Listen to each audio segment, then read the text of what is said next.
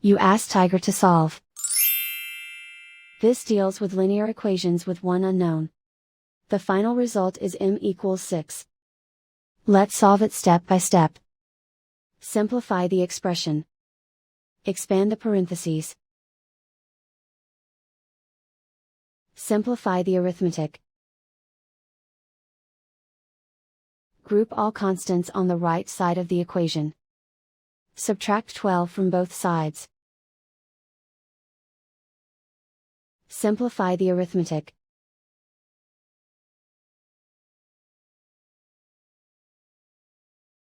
Isolate the m. Divide both sides by -3. Cancel out the negatives. Simplify the fraction. Cancel out the negatives. Find the greatest common factor of the numerator and denominator.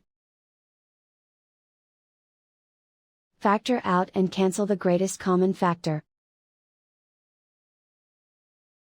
And so the final result is m equals 6.